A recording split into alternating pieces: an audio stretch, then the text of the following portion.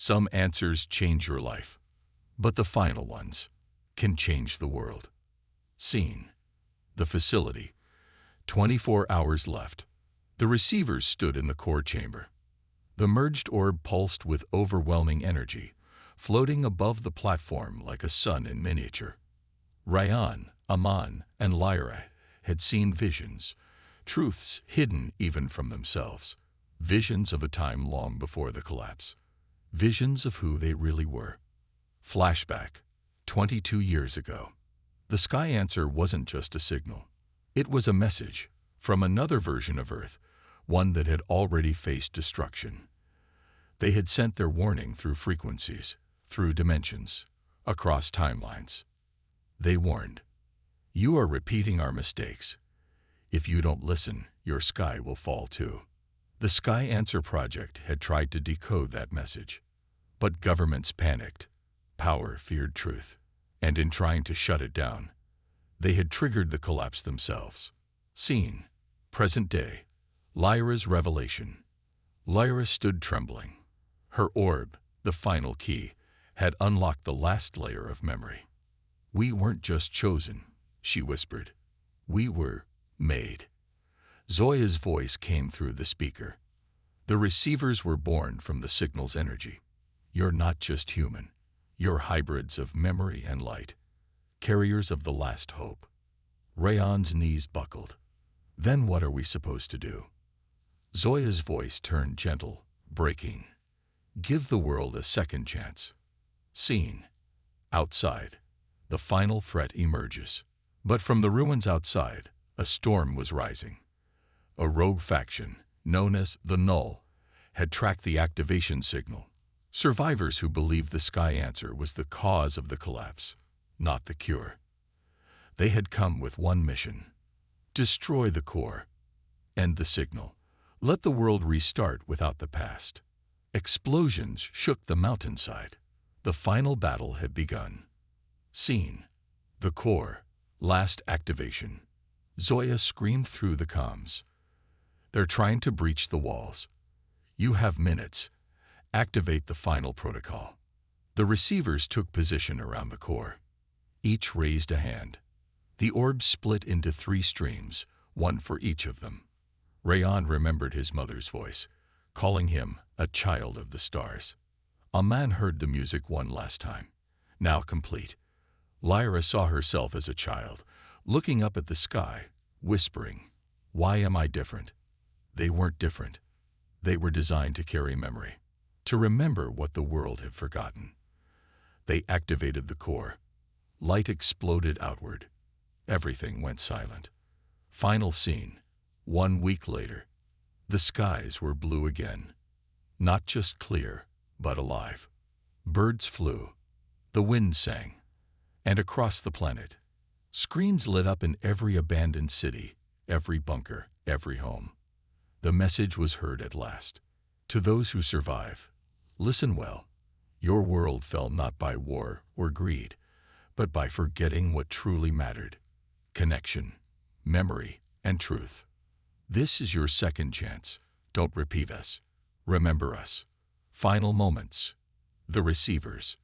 Rayan, Aman, and Lyra stood on the edge of the mountain, watching the sunrise. No one knew their names.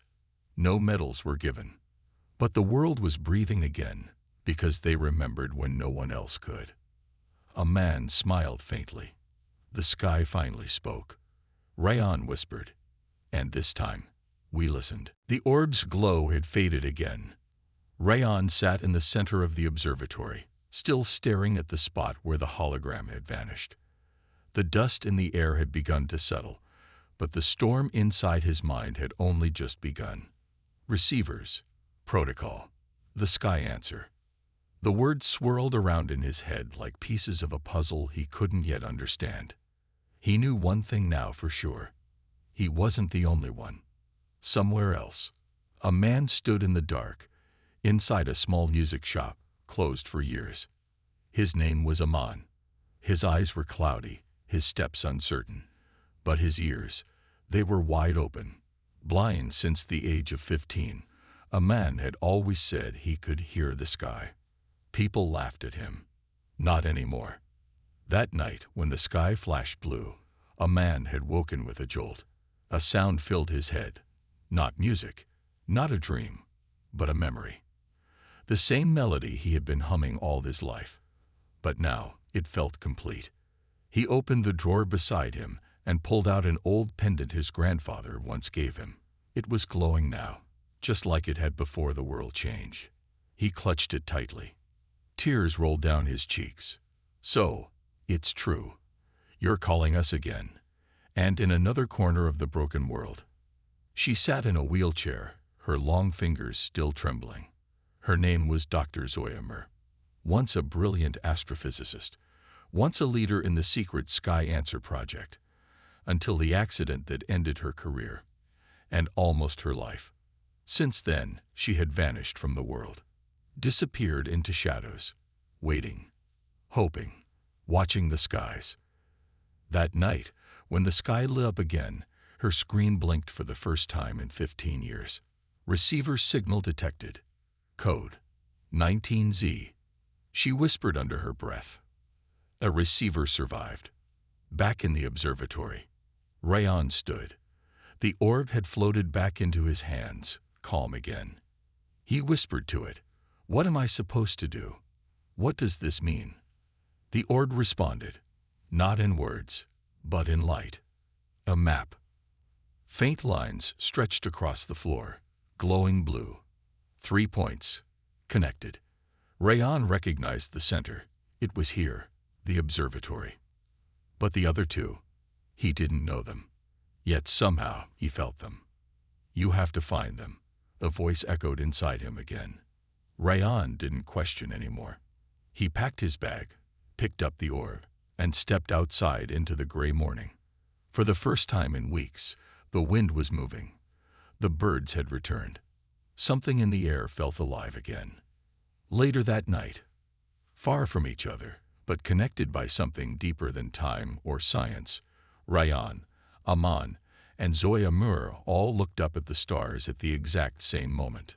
None of them said a word, but all three of them remembered. Not everything, not yet, but enough to know that what was coming was bigger than them all. The sky had chosen them once, and now it was calling them back. Some journeys are taken alone, but the most important ones are taken together. Scene, Rayan, the facility. The air inside the ancient Sky Answer facility hummed with energy. The orb floated silently beside Rayan as he stood before the activation core, its lights flickering in patterns that felt almost alive. He had come far, but he knew something was still missing. 2 signals had not yet arrived. The countdown above his head kept ticking. 45 hours left. Scene, Amman, the city ruins. Amman stood on the rooftop of a crumbling apartment building, the wind brushing through his white hair. The city around him was dead, but inside him, something had awakened. His orb pulsed in rhythm with his heartbeat. Then he heard it, not with ears, with soul. A voice, familiar. Receiver confirmed. Pathway unlocked. A beam of soft light burst from his orb, shooting into the horizon. Aman turned his head in that direction. So, it's time. With nothing but his cane, the orb, and a song in his heart, Aman began walking. Every step he took, the signal grew stronger. Scene, Dr. Zoya Mir, underground base. Zoya's lab was shaking with energy. The second receiver had activated. The protocol was aligning. She opened her old notebook, flipping through drawings she had made 2 decades ago. Drawings of 3 children who had once been brought to her for testing. Rayan, Aman, and the third, a girl, name, Lyra. But Lyra's orb had never activated. Her location was unknown. Without her, the protocol could not reach full capacity. "Where are you, Lyra?" Zoya whispered. And then, a third light blinked on the screen. Receiver 3, signal detected. Zoya froze. A tear slipped down her cheek. "They're coming." Scene, Rayan, Facility exterior. Rayan stepped outside the massive door of the facility. He could feel them now. Two glowing lines streaked through the sky like falling stars, headed straight toward him. "They're real," he whispered. "It wasn't just me." Then the ground trembled. The sky above crackled with strange static. And in the distance, two silhouettes appeared. One walking with a cane. The other, a girl with fire in her eyes. Lyra. Scene. The meeting. The three stood face to face. Rayan, Aman, Lyra. Strangers by time. Bound by fate. The orbs began to float above their hands, circling each other like celestial bodies pulled by gravity. Then, a deep voice echoed from the sky. Calm. Vast. Not human. "You have come." The answer nears. The orbs merged into one brilliant light, piercing the heavens. But along with the light came the warning. "But others have heard, and they come not to awaken, but to destroy." Scene. The facility. Inside the core chamber. The lights flickered. Sirens began to wail. Unknown frequencies disrupted the signal. Zoya appeared on a screen, her voice urgent. "You must initiate the full link. Now, all three of you, together, hold your orbs near the core." Rayan shouted, "What happens if we don't?" Then the collapse was just the beginning. The receivers ran to the core platform. As the orbs touched the ancient control panel, everything exploded in light. Memories flooded their minds, not just of their own lives, but of the world before, of the true origin of the Sky Answer, and of what was really coming next. A countdown reappeared. Final protocol phase begins in 24 hours. But from the shadows of a shattered world, something else was waking. Something that didn't want the signal restored. Something that had caused the collapse in the first place. The truth never disappears. It waits, buried under fear, buried under lies, until someone is brave enough to dig it up again. Flashback. 17 years ago. The Sky Answer signal was no longer just a theory. It was real, and it was growing louder. Governments had panicked. World leaders called emergency meetings. They labeled the project as dangerous, calling it a psychological threat to global stability. They shut down the Sky Answer protocol, burned research, erased files, silenced the scientists. But they were too late, because before they could destroy everything, Zoya Mer had hidden the most important part of the truth in 3 orbs and scattered them across the world. 3 orbs, 3 receivers, chosen not by science, but by the signal itself. Present day, Rayan. Inside the hidden facility, Rayan stood surrounded by light. Images danced in the air, memories that didn't belong to him, but felt painfully familiar. He saw a boy screaming under a silver machine. He saw scientists arguing in panic. He saw himself, years ago, staring at Zoya with wide, frightened eyes. "Why me?" he whispered. The orb answered, "Because you remembered when the world..." Some memories don't fade with time. They hide, waiting for the right sound, the right touch, or the right light to bring them back. 20 years ago. Flashback. The world hadn't collapsed yet. The skies were still clear. The power still flowed. People still believed that science had answers for everything. But in a secret facility hidden beneath the mountains, a small group of scientists had discovered something science couldn't explain. They called it the Sky Answer, a signal, not from space, not from Earth, from somewhere else, a place no one could locate. But the signal repeated, again and again, a soft hum mixed with voices, and sometimes even images. Dr. Zoya Mer stood at the heart of this project. She wasn't just a scientist. She was the first one to hear the signal. At first, people thought she was imagining it, until others started hearing it too. But only certain people. Children mostly, or people who had experienced trauma. People with deep emotional scars. People who had lost something. Rayan was one of those children.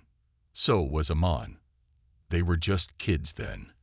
Their memories later erased, their minds wiped for their safety. But now the signal had returned. Present day, Rayan. The journey had begun. Rayan followed the path shown by the orb's glowing map. Through empty fields, broken towns, and forgotten roads. He didn't know exactly where he was going, but he felt it. Every night, he dreamed of things he didn't understand. A burning sky, a giant machine, a woman calling his name through static. And always, the same sentence. You were part of this before you were born. His orb pulsed stronger with each step. Present day, Zoya Mir. She sat alone in a dark lab, powered by backup solar batteries. She watched an old file loop on her cracked screen, footage of young children during the original Sky Answer tests. Frame by frame, she paused. Her hand stopped over one boy's face. "That's him," she whispered. "That's Rayan." She had known him once, before everything went wrong. Before they had to erase his memory to keep him safe. Before the protocol was shut down by the world's governments, too afraid of what they didn't understand. But the signal had survived. And now the receivers were waking again. Present day, Aman. Aman walked through the city with quiet steps, led by the music in his mind. Each note guided him, like a compass of sound. People stared. Some whispered. But he didn't care. He had seen the truth in the darkness, without eyes. He had felt the light in the silence. He arrived at the place the melody led him to, an old railway tunnel. Inside, buried beneath layers of dust and forgotten time, he found another orb. Identical to Rayan's. He smiled through tears. We're being called back, one last time. Back to Rayan. Rayan reached the edge of a broken forest where the air shimmered oddly. The orb began to float on its own again. It flashed violently, projecting a massive light into the trees. And there, appearing slowly like fog turning to form, a massive ancient structure hidden beneath overgrown roots and vines. A forgotten part of the original Sky Answer facility. Rayan stepped forward. The doors slid open as if they had been waiting only for him. He walked inside. The moment he entered, screens came to life. Lights flickered. A welcome message scrolled across the wall. Receiver confirmed. Protocol reactivation in process. Rayan froze. He wasn't just connected to the Sky Answer. He was a part of it. And it was waking up again. The town was quiet. Too quiet. It was not the silence of peace. It was the silence of something missing. Something broken. The streets were empty, the lights were dim, and the sky had a strange color, like it was holding a secret. In a small house at the edge of the town, a 14-year-old boy named Rayan sat by the window. He wasn't doing homework. He wasn't on his phone. He was just watching the sky. Rayan had been doing this every night for weeks. The sky felt different now. It didn't feel like the same sky he grew up under. There was something in it. Something waiting. Behind him, his mother lay on the bed, breathing slowly. She was sick. Doctors had stopped giving hope. Medicines had stopped working. Rayan was her only family now, and he felt helpless. He looked up again. The clouds didn't move. The wind didn't blow. Time felt frozen. His heart was heavy, but somewhere deep inside, he still hoped. Maybe, just maybe, something would change. "Please," he whispered to the stars. "Give me a sign. Anything." Midnight came. Everything stayed still. But then, something flickered. At first, it looked like a star blinking, but then it grew. A small blue light. In the middle of the sky, it pulsed softly, almost like it was breathing. Rayan stood up. His heart beat faster. The light became brighter. Then, boom! A silent flash exploded across the sky. No sound, just light. All the birds flew from the trees. Dogs started barking in the distance. The streetlights flickered. And then, Complete silence. Rayan ran to the rooftop. His eyes searched the sky. The light was gone, but something had changed. The air felt heavier. The ground below seemed to hum with energy. And then he heard it. A voice. Not loud, not human. Soft, echoing, like it came from inside his mind. It's not over. Rayan's eyes widened. What was that? He looked around. No one, just the cold night and the stars above. Then something caught his eye. In the corner of the rooftop, behind an old water tank, something was glowing. A soft blue light. Small, like a ball. He stepped closer. It was a strange object. Round, metallic, half buried in dust. It didn't belong there. He had never seen anything like it. He knelt down and touched it. In that moment, everything stopped. The wind paused. The sounds disappeared. Even his heartbeat slowed. Images flashed in front of his eyes.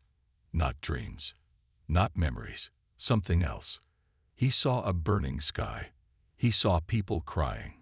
He saw a group of strangers looking up, just like he had. And then he saw himself. But it wasn't the Rayan of now. It was an older version. Stronger, wiser, scared, but ready. And just like that, the vision disappeared. Rayan gasped and dropped the object. But it didn't fall. It floated. Gently, it hovered in the air. What are you? He whispered. The object pulsed again.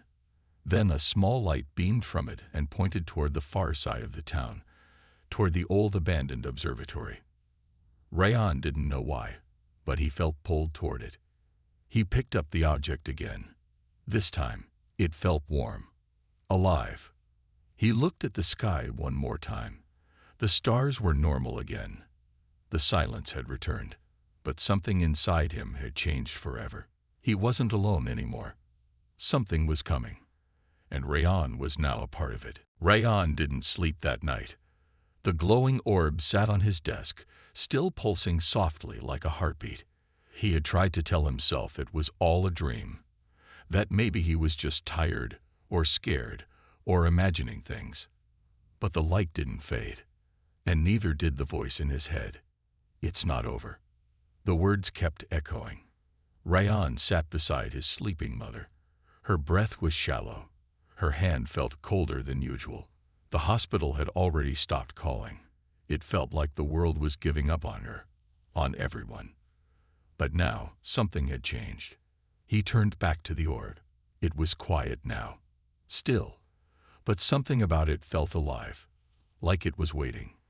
When the first light of morning touched the sky, Rayan picked up his bag, quietly slipped the orb inside, and stepped out of the house. He didn't know what he was looking for, but he knew where he had to go. The observatory. It had been abandoned for years. No one went there anymore. People said it was haunted. Rayan had never believed in ghosts. But now he wasn't so sure what to believe. The road to the observatory was cracked and broken, like the rest of the world. Trees leaned over the path as if trying to whisper secrets. Rayan walked alone, but he wasn't afraid. As he reached the rusted gate, the orb in his bag began to glow again, this time brighter, faster. He pulled it out.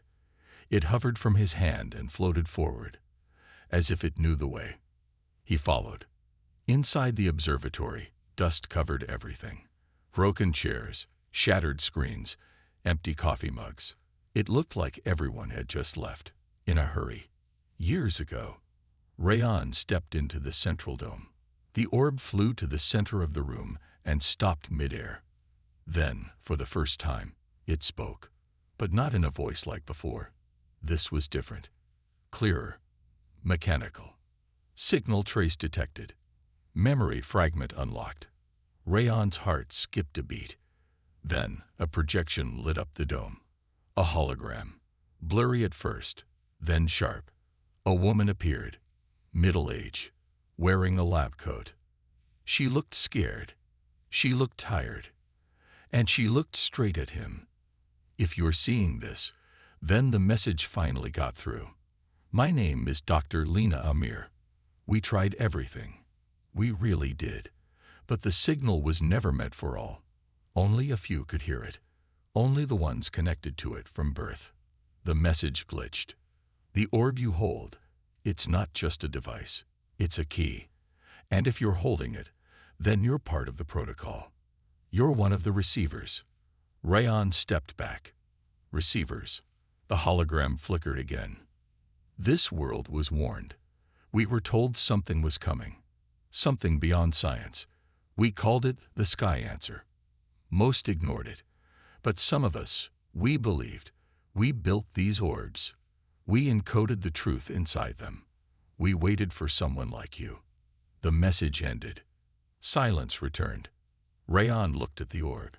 It glowed brighter than ever now. He wasn't imagining anything. He wasn't crazy. He had been chosen. But he wasn't the only one. Far away, in another city, a blind old man sat on a bench, humming a strange tune.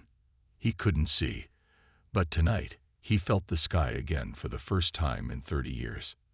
The melody he played was the same rhythm as the orb's pulse. Somewhere else, a woman in a wheelchair, once a top scientist before the collapse, opened her drawer to find a metal disc she thought she lost long ago. It was glowing too. The signal had reached them all. Rayon wasn't alone anymore. But the question remained. What was coming? And why now?